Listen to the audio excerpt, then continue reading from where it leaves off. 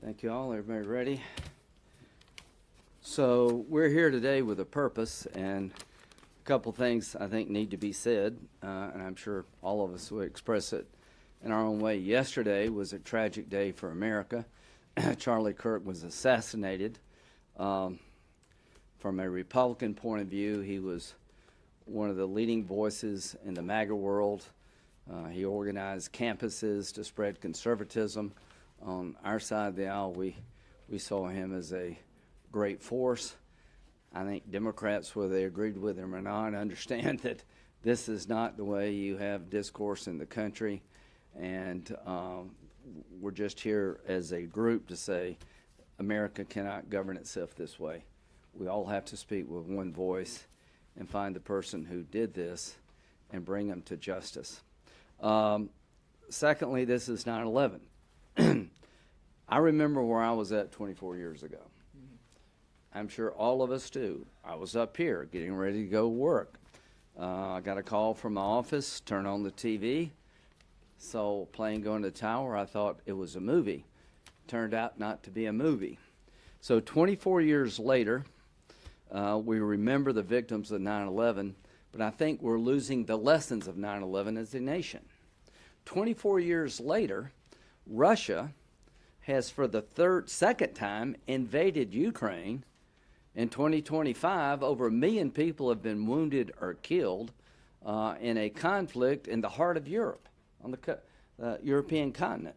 So containing the bad guys and standing up to them is a lesson we've lost.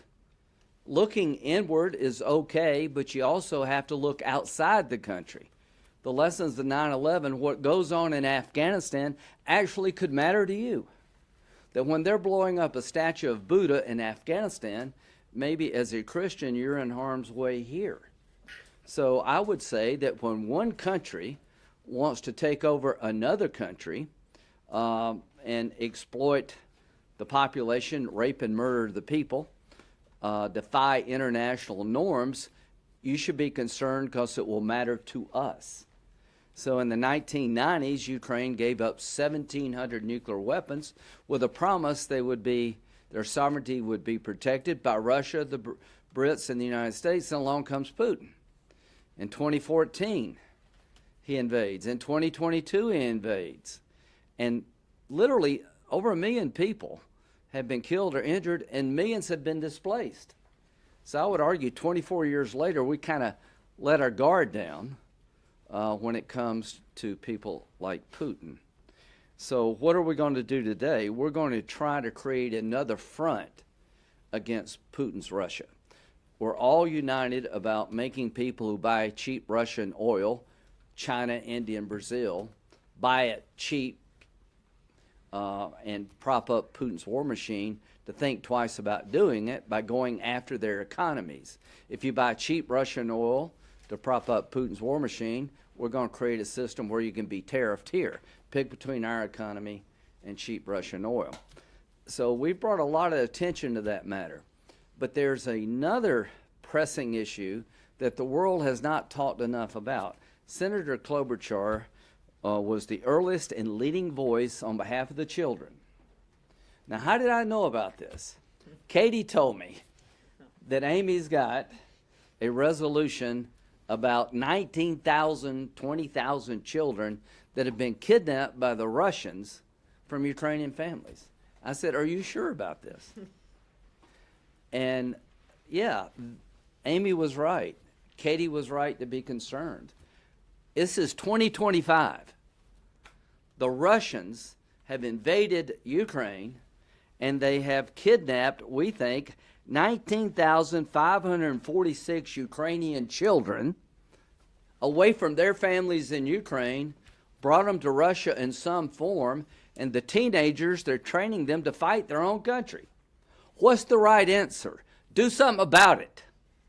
Get off our ass as a world and make this like unacceptable. So there are, 4 countries under U.S. law that have the designation of being a state sponsor of terrorism. We're here today say you need to add one more. So this legislation if passed, would designate Russia as a state sponsor of terrorism under U.S. law until they return the children. If you want to vote no, we will make you famous. You need to vote. Thune and Schumer need to bring this bill up soon so we can tell Europe and the rest of the world, follow our lead. What does it matter to be a state sponsor of terrorism under U.S. law? Your economy is radioactive. You do business with Russia at your own peril. We have laws on the books that punish state sponsor of terrorism. It's hard to get on that list. Well, let me tell you, Russia's earned the right to be on this list. So what we're going to do is we're going to roll out our bill today. We're going to ask leaders of both parties to give us a chance to debate this and vote on it. And we want to put in motion right now a process that would lead quickly to Russia being a state sponsor of terrorism, telling everybody in the world who props up Putin, you're running afoul of U.S. law, and we're watching what you're doing, and you're going to pay a heavy price. It's one thing to go after their oil sales. We're doing that. But somebody needs to speak up for the children. We're doing that today. And we're going to have all of our colleagues lend their voice to our cause. And we're going to make Russia, under U.S. law, what they are. Terrorists. This is what terrorists do. They rape, they murder, they kidnap. So I'm looking forward to this debate, as you can tell. I'm looking forward to this vote. And if Russia doesn't want to be a state sponsor of terrorism under U.S. law, return the children. Senator Blumenthal. Thank you. Thank you, Senator Graham, as always, for your leadership. Senator Graham and I have been to Ukraine 8 times over the last 3 years. We've been there together. We've worked together on various measures, and we've seen some of those kidnapped children. I want to begin by saying that political violence should be condemned and stopped, no matter what your politics, no matter where you are on the political spectrum. Violence has no place in America and American political discourse. I think we can all agree that violence ought to be solidly denounced, condemned, and stopped in America. And the spreading frequency and severity of violence should be sickening and shocking to all Americans. No matter what your politics, political violence has to stop. And there is a through line from 9/11 to all of the political killings to the terrorism that we're seeing in Ukraine, which is violence. The violent abduction of these children is a crime against humanity. Vladimir Putin is a war criminal. Among the 20,000 children that he has abducted and kidnapped is a 2-year-old infant who will never know her name. She'll never know her parents or the town where she was born.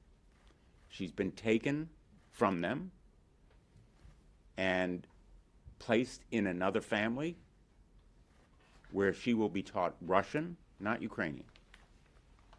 And she will be taught to hate Ukraine because Vladimir Putin believes that there is no Ukraine.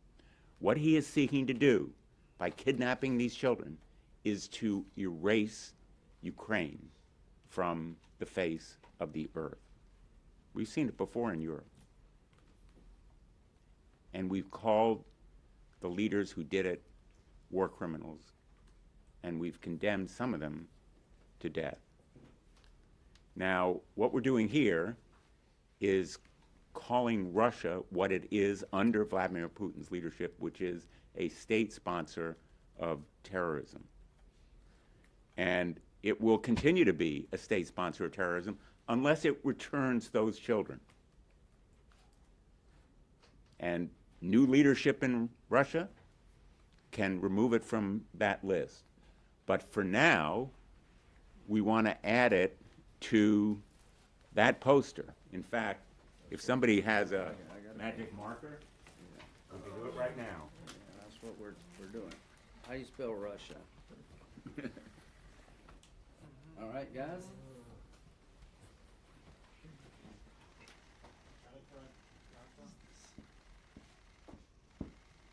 Thank you. So, that's where Russia belongs. That's the club. That's the group, a state sponsor of terrorism. Now, I know there are all kinds of practical questions. What does it mean? What's the impact? And the point here is it brands Russia for what it is in the eyes of the world. A member of this exclusive pariah club that nobody wants to join, and condemns them not only for moral purposes, but also economic goals as well. So,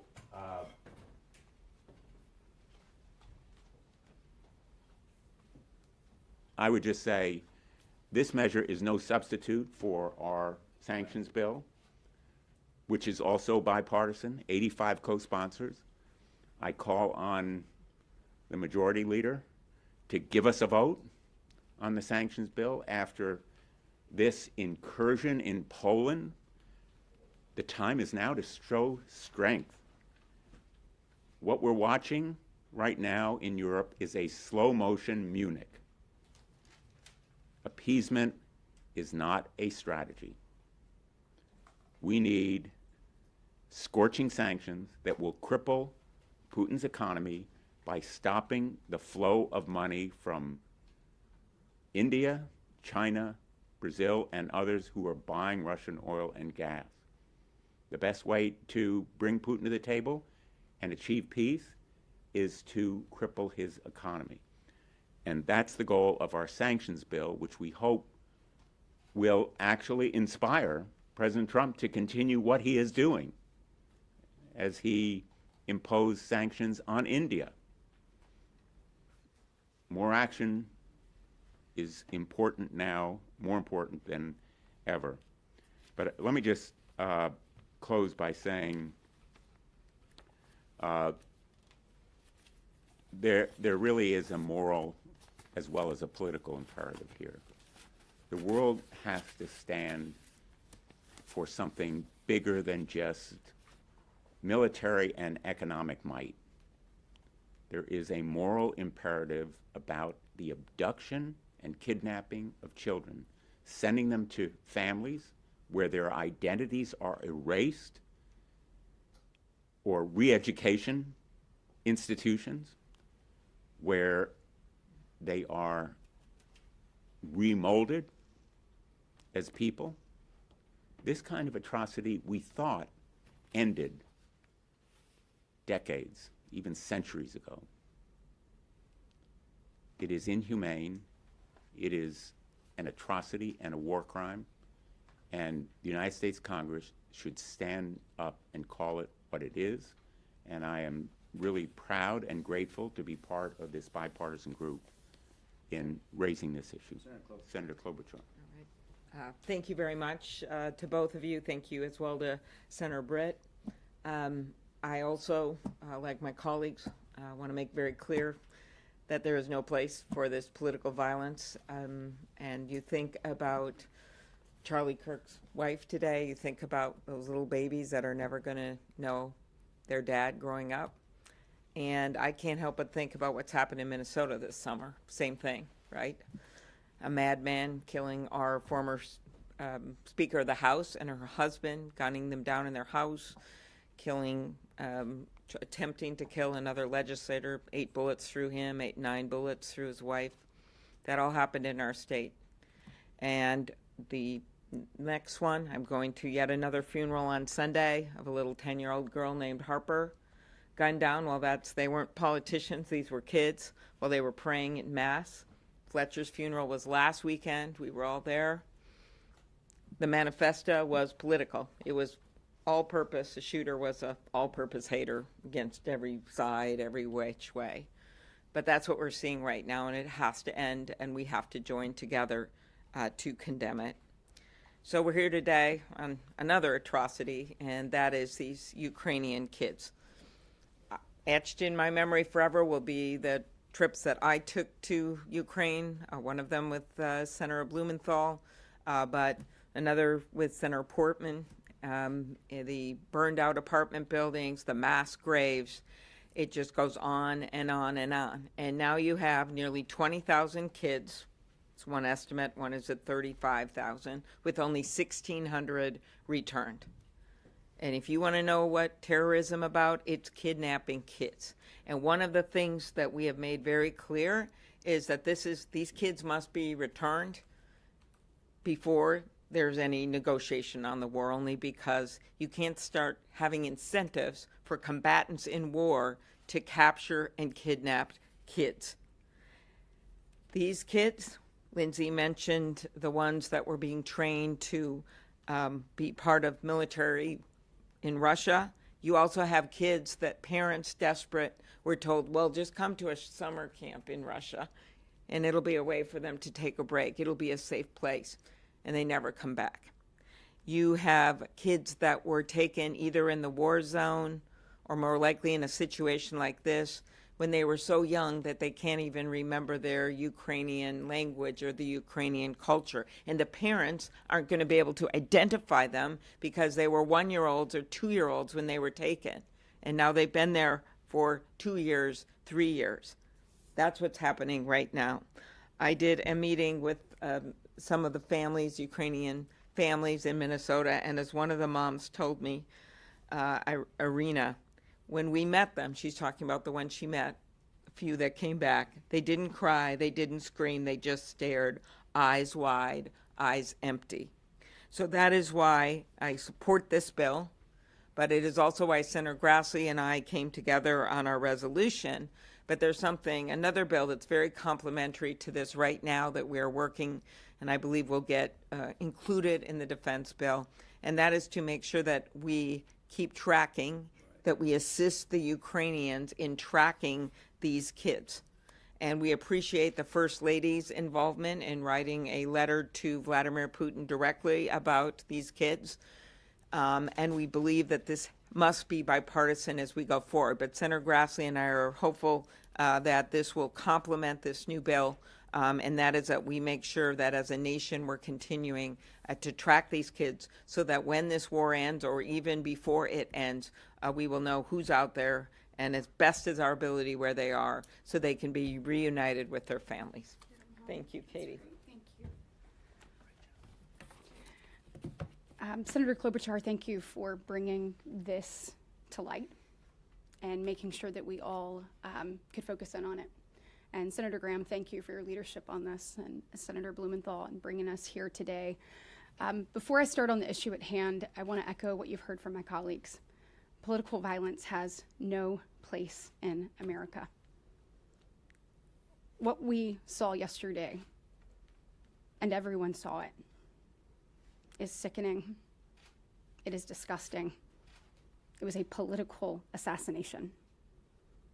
And all of you sitting in these rows have a duty and an obligation to call it that.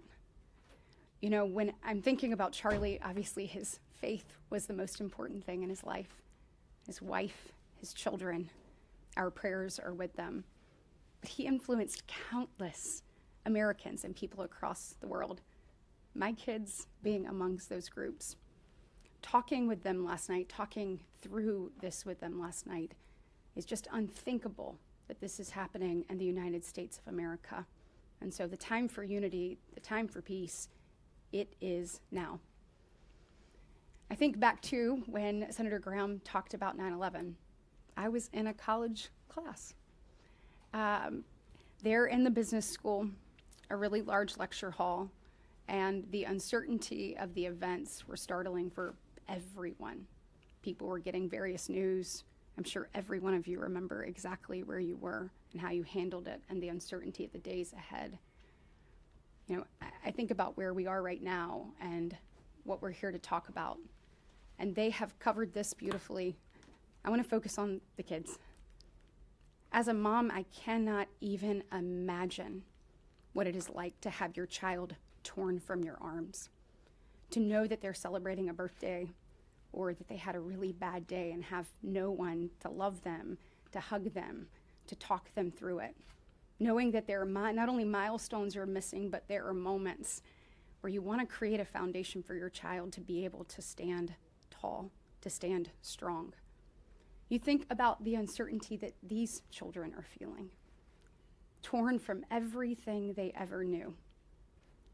We have to speak loudly into this issue, not just today, but every day. And the truth is, we need your help. We've got to elevate this issue in order to be able to bring these children home.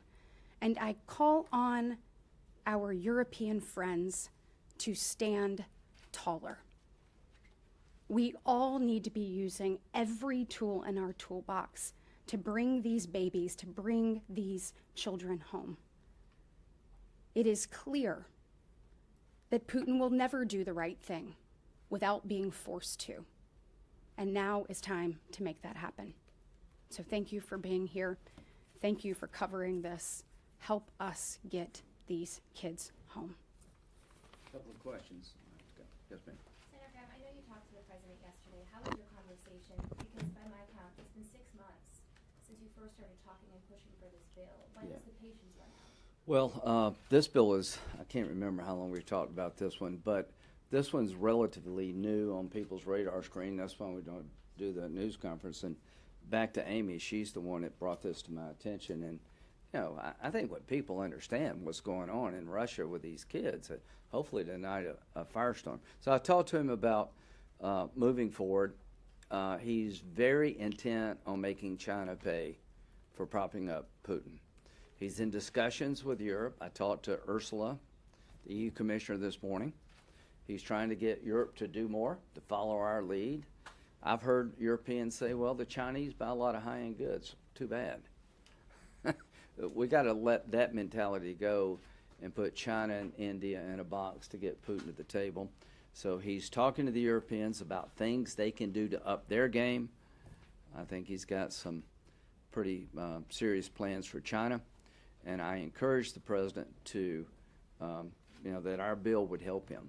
That our bill would be, Congress would be basically giving him the authority to do what he's doing, which would help him in court. Senator Graham, had this bill been in force a month ago, would President Putin have been allowed to set foot on American soil in Alaska? You know, that's a good question. Probably not. And let me just say this. I don't care how we end the war as long as we end it justly. The children come home. There's no third invasion of Ukraine. Ukraine's independent and sovereign. So my point is, we've tried the red carpet approach. It ain't working. There's more attacks today than there were before. And this is just a reality. Poland, 8 drones, or 19, whatever it is, crosses into Polish airspace. This is on the wrong trajectory. And what we're trying to do today is create a tool that will help President Trump end this war. Yes, ma'am. Hi. 2 questions. One, if this bill became law, would that mean that the U.S. couldn't import anything from Russia, as is the case for North Korea and Cuba? We don't import a lot, but we do still import. There are some exceptions about national security.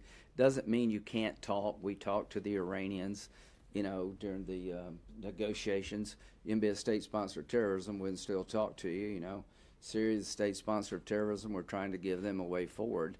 So it doesn't foreclose dialogue, but what it does, it labels you in a way hard for you to grow your economy. I think we've got a common theme here. We will make it harder for Putin to fund this war.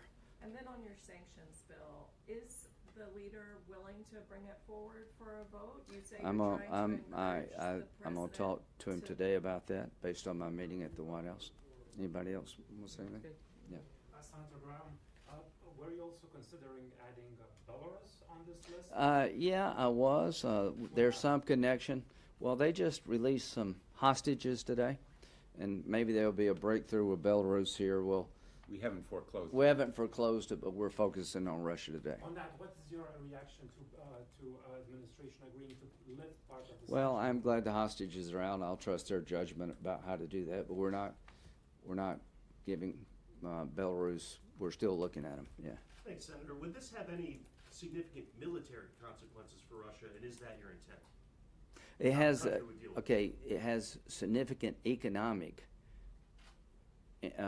consequences to Russia. Russia is the most exposed enemy that we've probably ever faced because they have a single source of revenue, fossil fuels. Their banking industry, you know, they do other things. But this designation makes it very difficult for you to do any above-board business with Russia.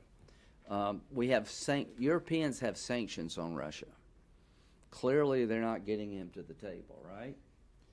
Look at who's on this list. Anybody want to go to Cuba, North Korea, Syria, and set up business right now? Probably not.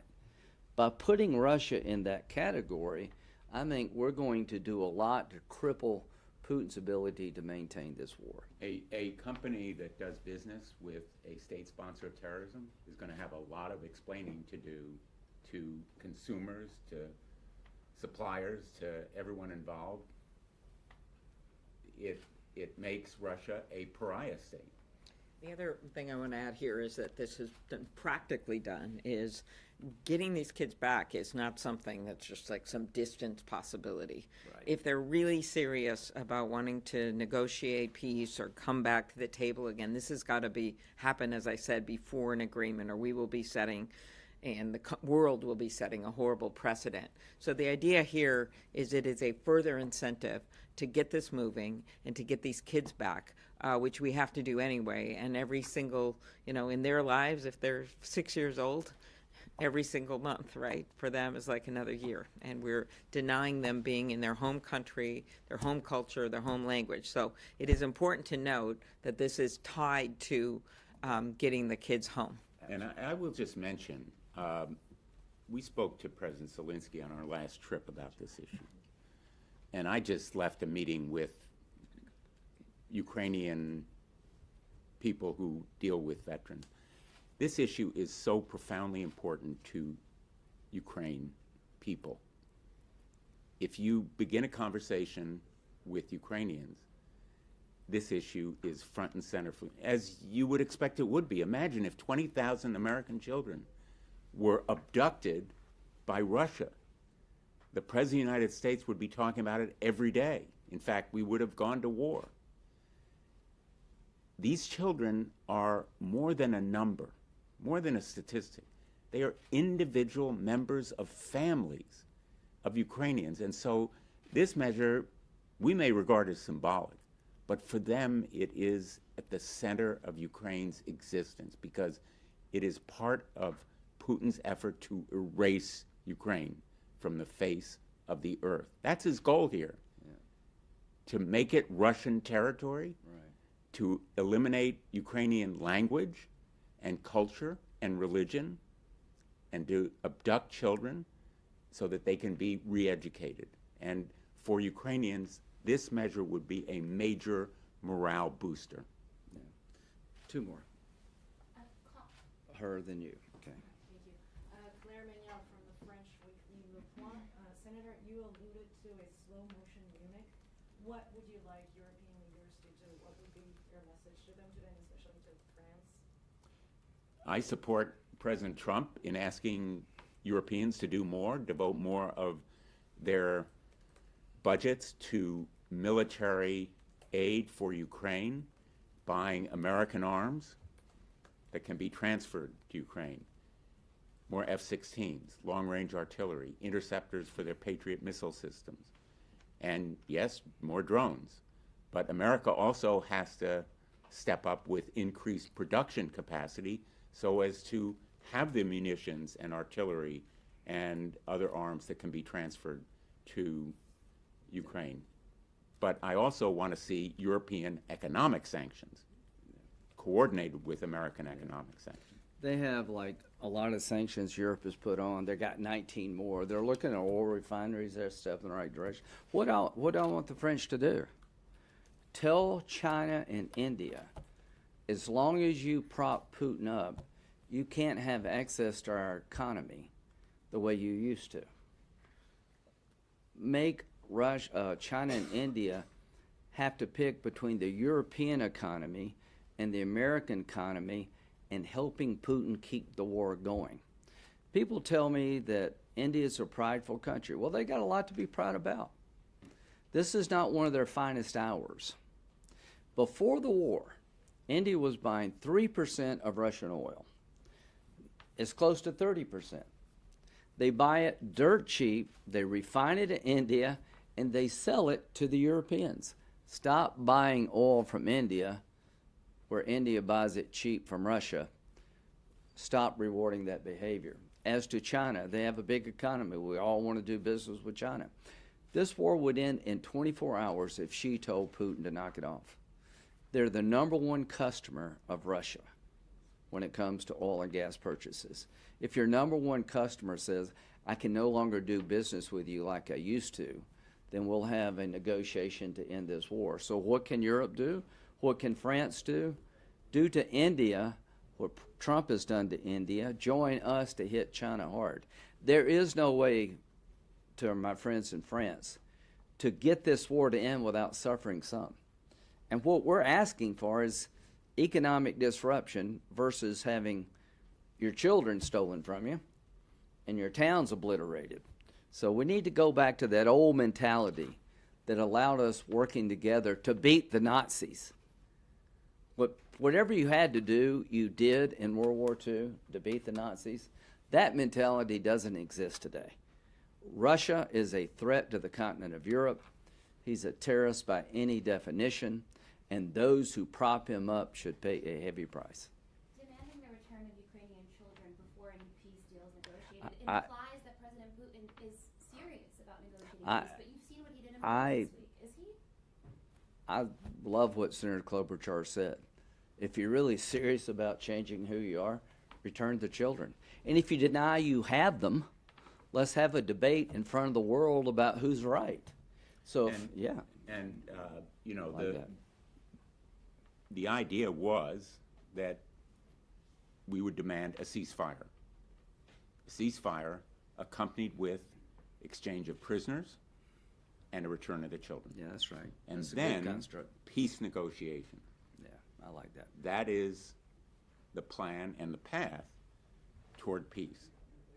And it's realistic if Putin really wants peace, but he's showing every sign he wants continued war. He is stonewalling and playing the United States of America. And this latest attack on Poland, I'm calling it an attack because it couldn't have been inadvertent. And today there was testimony. I was there in the Armed Services Committee. I asked the nominee for vice chairman of the Joint Chiefs of Staff, could this have been inadvertent? And he was measured and cautious, but basically he said there's no way it could have been inadvertent given Russia's military capacity. For 9 to 18 drones being sent over Poland, no accident. Last one. Senator, are you aware whether Melania Trump, the First Lady, is engaged on this issue? You know, I want to echo what was said by, her voice really mattered here. I think she wrote that letter for a reason. I don't want to put words in her mouth, but our First Lady brought attention to not particularly this issue, but the plight of children that allowed us to have a stronger platform. But yes, I think her focus and attention to what's happening to children really did matter, and I want to applaud her for that. And here's my challenge to Russia. If you don't think we're right, tell us why. Go to the media and say it's not 19,536. Give a answer to the accusation. Is this a binding or a non-binding resolution? I know you guys passed a similar measure a couple Well, of years ago. you know, this resolution is urging the Secretary of State, but we also do the designation. I think when it passes, that problem will be solved, that Marco, when he sees, 90 votes, they will do it. But the resolution is designed to make them under U.S. law. Just to clarify, the bill says the Secretary of the State Shall. shall designate Russia as a state-sponsored terrorism within 60 days, Yeah, unless he finds that the children have been returned. yeah, And then he can take the designation away yeah. if he finds later that they have been returned. And it's all about the children. Thank you.